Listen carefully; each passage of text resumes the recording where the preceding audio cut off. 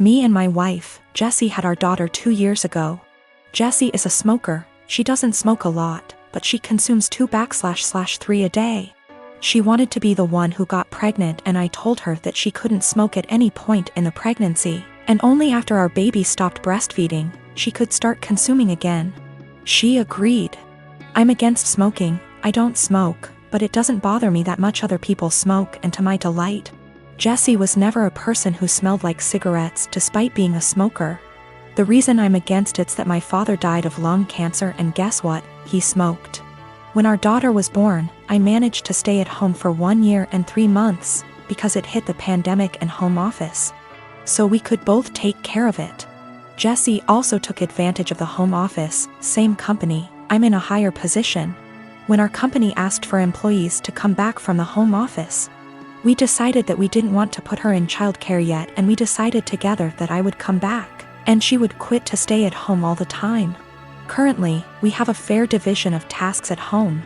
When I get home from work, I take care of our daughter so she can rest, and 2 days a week, part-time, I work at home so as not to overload. I know she stays overwhelmed, but I try to help.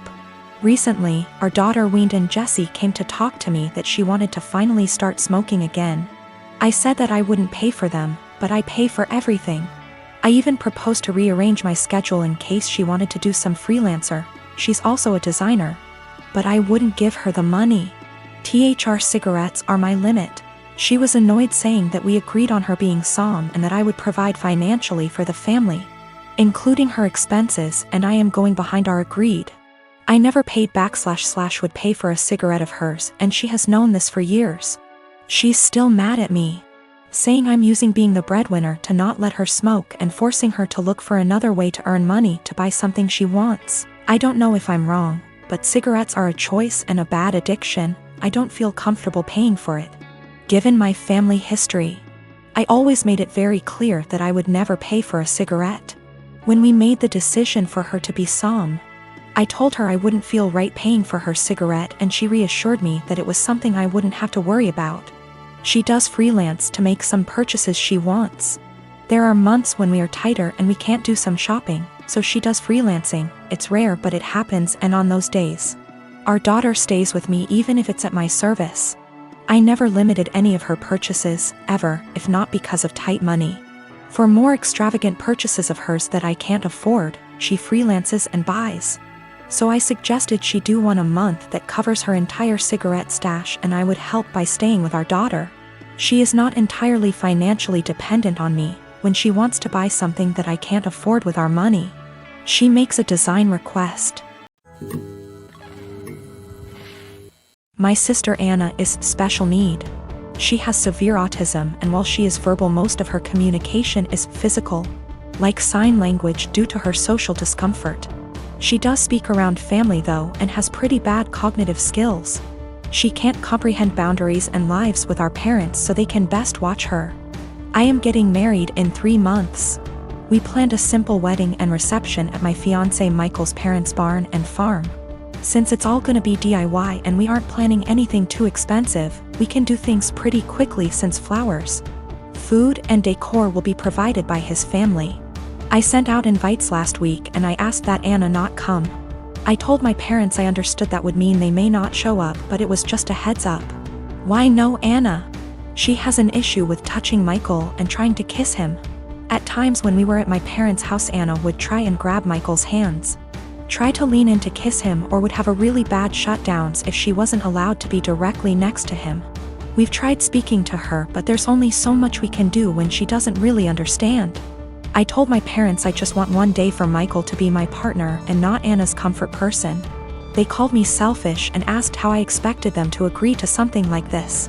They told me Anna is disabled and may never experience a wedding of her own, and while I have Michael for probably the rest of our lives, she'll have no one, and that Michael and I can be a little more understanding to the reality of her life. I feel like a total ass, and what they're saying has really gotten to me, and I'm starting to question my decision. My parents called me letting me know they won't be coming and that it's best I don't bring Michael around anymore since I've chosen some man over my sister. They told me that Anna wanting to kiss Michael and hug him is normal for a woman her age, and that she doesn't understand what her feelings mean. I suggested they try to redirect her during the wedding, but they said Michael is gonna be family to her and he needs to get over it. I suggested they watch the wedding via web and they said that's not fair and that they deserve to see things in person. I asked if I could pay for someone with proper credentials to watch her that day while they attention, and they asked what I would do when they died, and if I'd pawn her off every time. I dropped the unfortunate truth bomb that I don't want to put any more of my life aside for Anna anymore. I did it up until I turned 18. And that Anna is not my life's responsibility and I won't be her keeper. I assured them I'd pay for her care, but if she's okay doing this to Michael, then I worry for if I ever do choose to have children and what she'd do to them. They said I was sick for suggesting she'd do anything to my future children and hung up on me. They sent a lengthy text telling me not to contact them until I could do the right thing. I sustained very bad injuries to my face this month. I'm in the stage of healing when the scar tissue has formed, but it's still very tender, new skin. I'm going to have very obvious facial scarring for the rest of my life. The injury starts about an inch above my hairline, goes down over my brow so that on part, hair will not grow.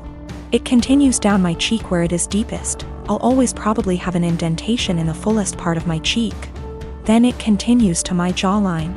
In some ways it's okay. I'm happy it's just cosmetic damage. My friends are super reassuring, telling me how badass and sick it's gonna look. They say I'm still as hot as ever, now a little more sexy and mysterious. But in some ways it really sucks. I know that I'm always gonna be seen first as the girl with a scar. And it feels especially bad when people look at me differently. This week, I had to fly home for a family thing. It was a plan I'd made long before my injury. I wasn't really looking forward to the pity or people making a big deal of it. I'd rather it not be acknowledged. I'd also met with my dermatologist who said that I was at the stage of scar tissue formation, that I no longer should be dressing the wounds. The skin was healing and instead I needed to be applying topical cream and Vaseline to keep the site clean and moist. It also looks a bit ugly. The building scar tissue is very red and tender, and with the Vaseline over it, looks slick and shiny. So I get on this flight, I have the window seat and I put on my headphones and drift off to sleep when the plane is still boarding. I wake up to this kid, maybe 4 years old, sat next to me, throwing a tantrum. I didn't catch the first part of it and I honestly couldn't understand what he was yelling about. His father said to me, "Can you cover that injury?" I said that my dermatologist recommends I don't, so no, I don't think I will. He started snapping at me saying, "There is no need to be so rude. That injury is graphic and it's scaring my little one." I said, "This is my face. The only damn face I've got. It sucks being told I'm so ugly I can't show my goddamn face in public." He started to backtrack saying, "Just until it's healed," and I said, "It'll always be with me. Maybe teach some compassion and respect instead of telling a girl half your damn age what you think about her face. That's rude." He actually got up after that and I think went to a stewardess about a seat change because a young couple came to sit next to me on a few minutes instead. I've gotta admit I felt so low that I put on my sunglasses and had a quiet cry for a few minutes. My brother and I do not get on. When we were younger he'd go out of his way to make my life a living hell.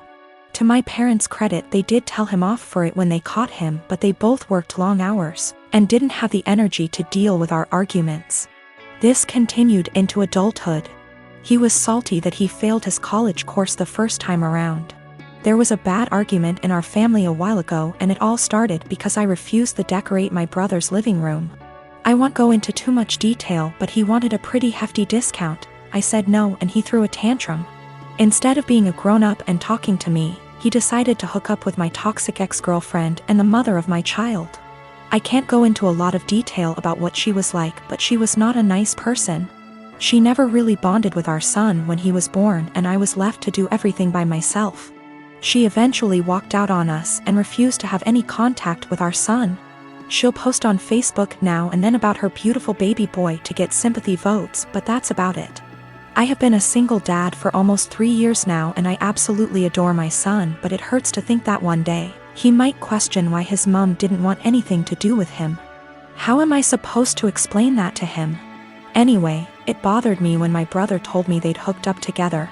It hurt even more when he started dating her. It had taken me so long to get over what she did to me and my child, and now my own brother was bringing her back into my life.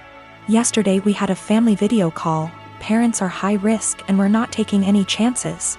When my brother decided to announce that he and my ex were expecting, I just froze. I didn't know what to do or think. I could feel myself starting to cry a little bit, and it got a bit harder to breathe.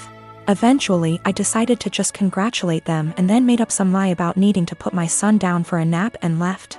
I received a bunch of messages from my brother and his GF telling me that I stole their thunder. After I left, my parents and some other family members started worrying if I was okay, and not really focusing on their news.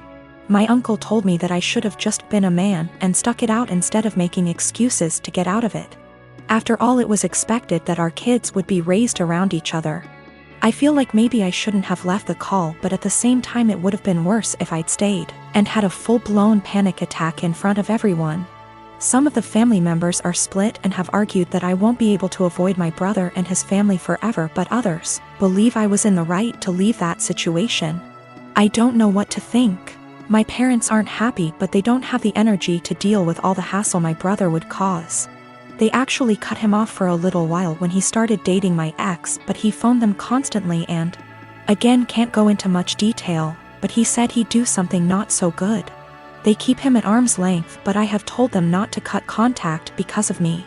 If they want to cut contact on their own accord, then that's fine, but I do not want to be the reason that they have to deal with his tantrums. The rest of the family, for the most part, weren't happy about it but accepted it, or pretended to. When they started getting a bit more serious, my uncle, who told me to be a man, thought it was funny. That's just the kind of person he is. Not for my sake, but for the sake of my son. I don't want to put him through all that.